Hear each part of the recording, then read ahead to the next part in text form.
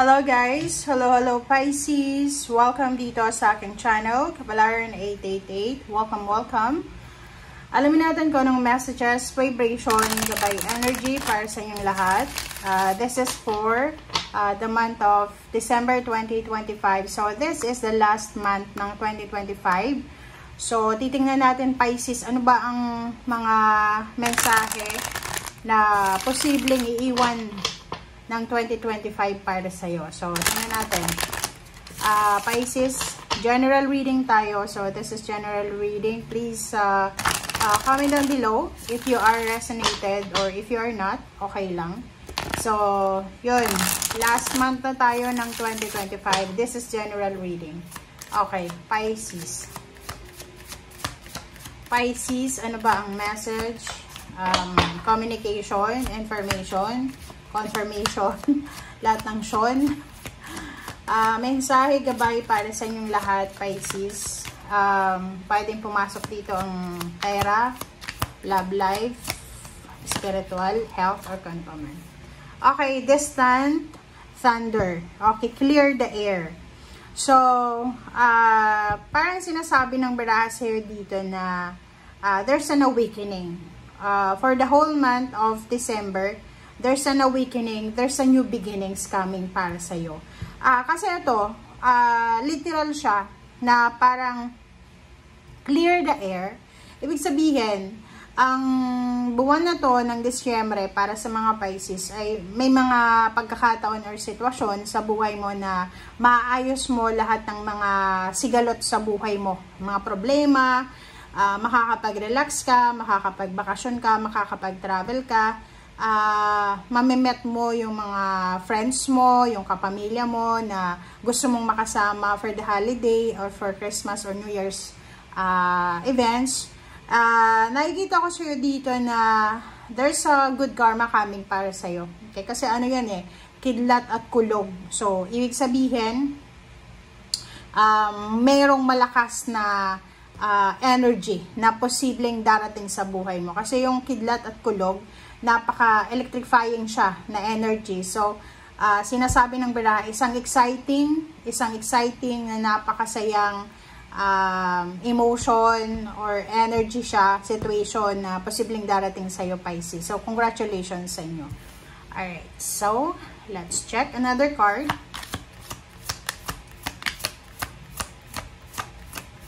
Okay, this is for Pisces. December 2025 tayo. General reading. Okay, narrow pathway. So, yon. So, this one is resonated dito. So, ibig sabihin, for the year 2025 or 24, 23, 24, 22, 21, parang ganun, 22, 23, 24, 25, medyo hindi maganda siguro yung takbo ng iyong financial, ng iyong relationship. At yung financial mo naman, mayroong mga Pisces dito na maganda yung financial flow ng buhay mo for the past 3 years. Pero yung iba, hindi maganda. So, dito sinasabi ng barahan na kung ano man ang hindi sigurado sa'yo for the last 3 years, okay? 23, 24, 25. Kung ano man ang nangyari na hindi maganda sa buhay mo, kumbaga clear the air na siya. So, ngayong December na to ay parang eraser lang siya, 'di ba? So, ibig sabihin, pagtapak mo ng 2026 is number 10 siya, guys. 20, 2 plus 2 plus 6 equals 10. 10 plus 0 is 1. So, 1 is new beginnings, fresh start, new beginnings, fresh love life, fresh health, parang ganon. So, marami kang sisimulan ngayong 2026. So, parang ganon. Literal na mangyayari sa mga Pisces yan na etong buwan na to ng December is parang eto yung buwan na may erase lahat ng sadness, emotional pain, emotional stress, or mga financial stress mo or spiritual mga attack, ganyan.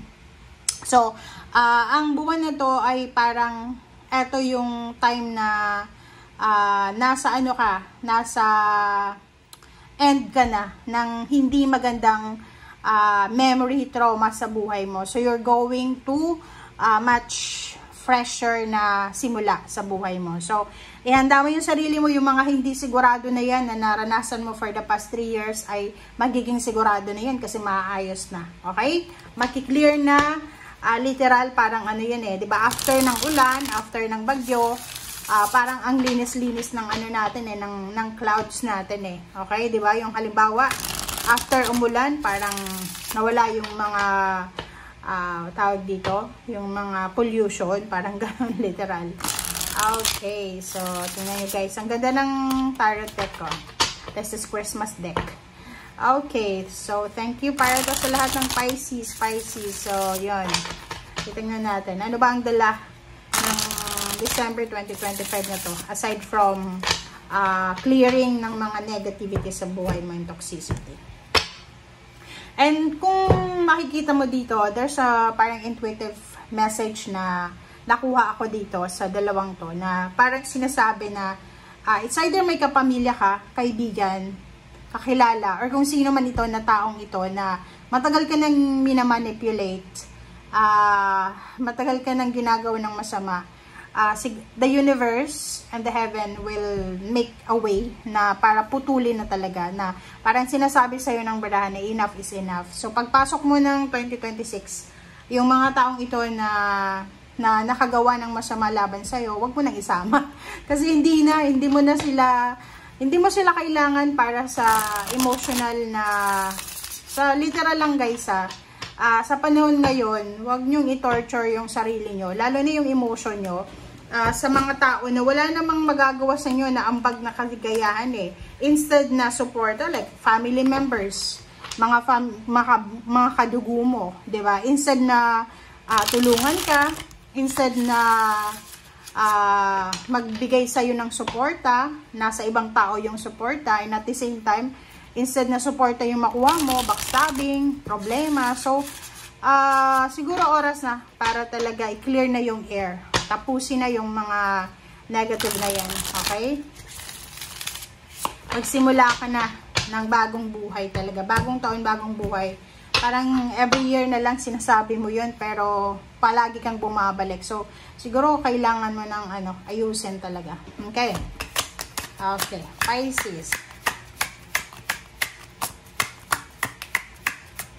Nagang message.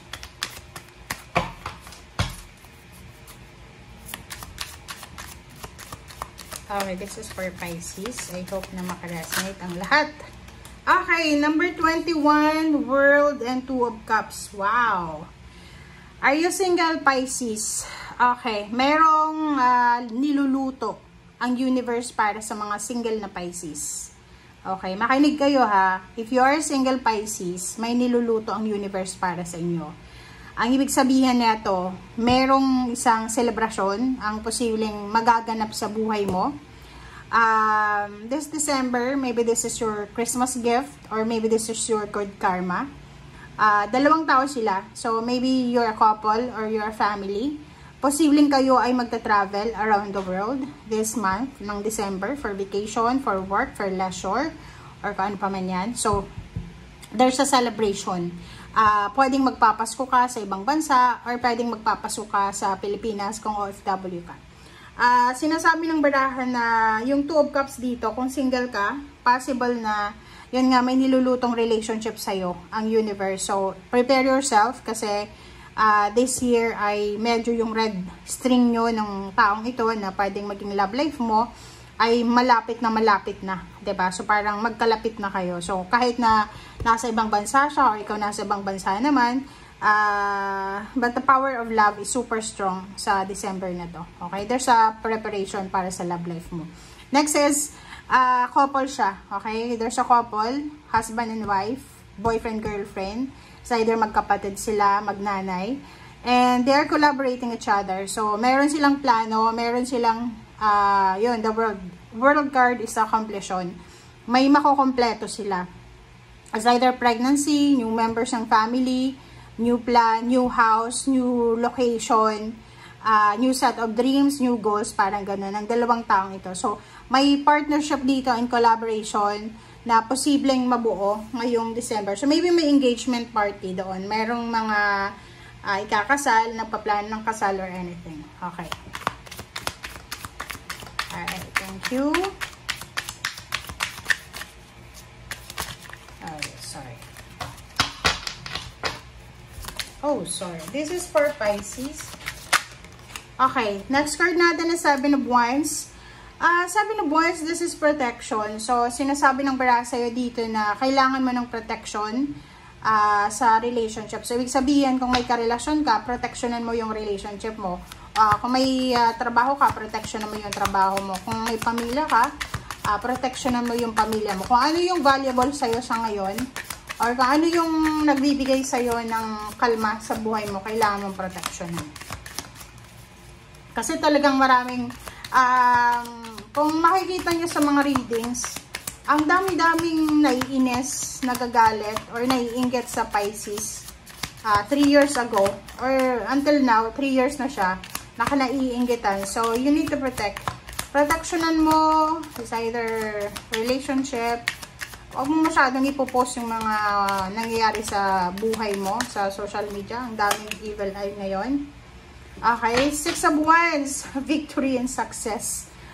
Wow. Okay, congratulations sa inyong lahat guys. Oh, Pisces, tingnan mo.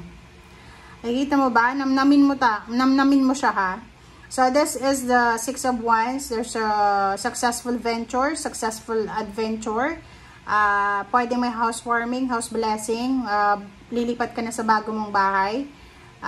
There's a travel, relocation, there's a victory and success, public recognition. Like, halimbawa, etong barahang to na Six of Wands, ang maganda dito is, may mga tao sa buhay mo, like may mga taong nainggit sa'yo, like for example, lihim na inggit, or talagang harap-harapan na inggit sila.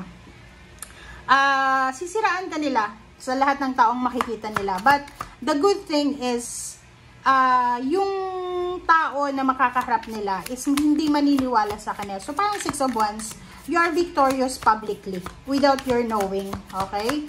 So, parang wala kang kaalam-alam, pero pinag-uusapan ka na pala ng mga tao sa paligid mo, pero still, meron pa rin ng mga taong naniniwala sa'yo. Okay? Six of Wands, there's a salary increase, higher possession, full of motivation. So, parang nakikita ko, ang buwan na to ng December ay sobra-sobra kang motivated. Pwede yung iba sa inyo dyan, sobrang workaholic, diba?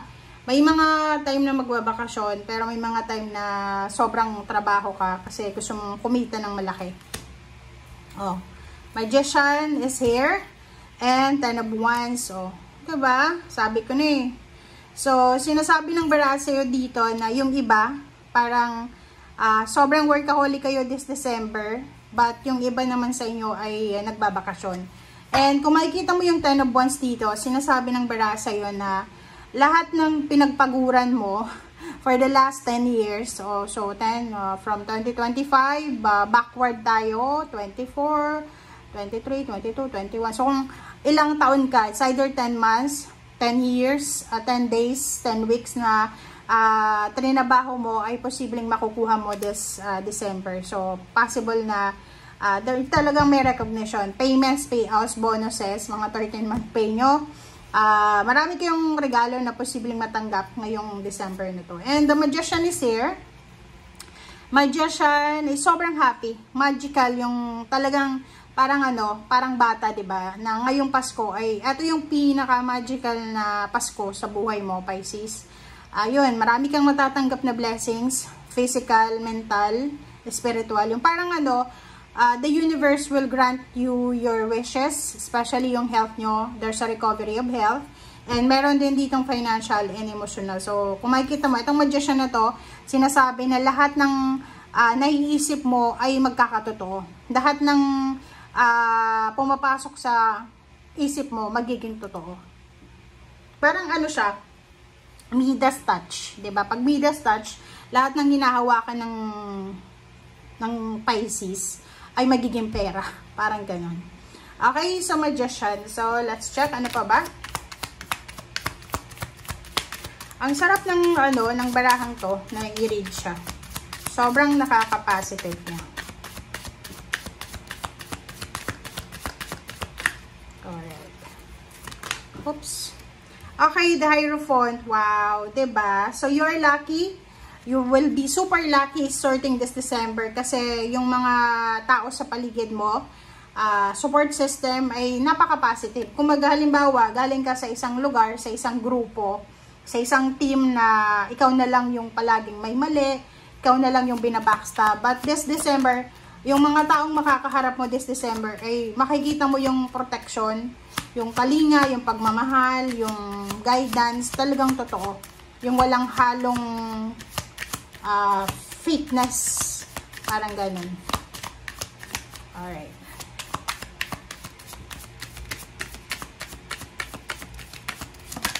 Okay. Pisces, Six of Cups. Nakikita ko sa'yo dito na merong mga tao na naging part ng past mo. So, maybe there are, like for example, your past friends or classmates from way back and when you was young, when you were young, na sinasabi ng bara sa'yo dito na makakatanggap ka ng messages. It's either chat, call, email, or parang may mag-friends request sa'yo. Okay? So, gusto ka nilang makausap. Gusto nilang bumalik sa buhay mo. Ganyan, ganito. So, prepare yourself. Next card natin is the Star. Wow! Talagang sobrang ganda. Simula na ito ng katuparan ng pangarap mo. Kung may mga, like yun nga sabi dito, 10 years ago, or maybe 2025 backwards na inabot ng 10 years na marami kang wini-wish. Etong December na to, eto na yung simula ng katubaran mo. Kumbaga, yung pinapangarap mo na victory and success, yung pinapangarap mo na mangyari sa buhay mo, ay talagang nakatakda talaga siya. Nakadestiny, nakatadhana talaga siyang mangyari. It's either magsisimula siya this December, or ngayong December mismo, makukuha mo yung talagang katuparan ng pangarap mo. And punong-puno ka ng pag-asa. Ang nakikita ko sa'yo dito, merong Pisces na ngayong December, merong kang minamanifest. You're making your manifestation board or manifestation notebook na lahat ng emotion mo, nilalagay mo doon sa notebook na yan. And kung makikita mo yung number 17, this is money, number 8. So, nakikita ko na sobra-sobra kang motivated sa pagpasok ng 2026. So, year of the horse, diba? So, masyado kang magiging mabilis, magiging motivated, determinado, parang ganun. Wala kang uurungan, ha? Okay? Okay. So, this is your last card. So, ano ba yung last card mo? King of Swords, this is your direction. So, sure direction siya, oh. Diba? So, makikita mo dito. Sorry. Sinasabi ng bara sa'yo dito na yung direction na tatahakin mo, Pisces, ay eto na talaga yung katuparan ng pangarap mo. So, tingnan mo, sobrang ganda. Pwede mong screenshot siya para magkaroon ka ng idea kung ano yung mangyayari sa'yo this December. Tingnan mo. Lahat ng mga sinakripisyo mo ay makukuha mo siya. Sinasabi ng barahan na yung collaboration mo with your someone, with your family, ay posibleng in fruition siya. And yung direction, papunta na siya sa katuparan ng pangarap mo. And lahat possible. Walang imposible sa'yo.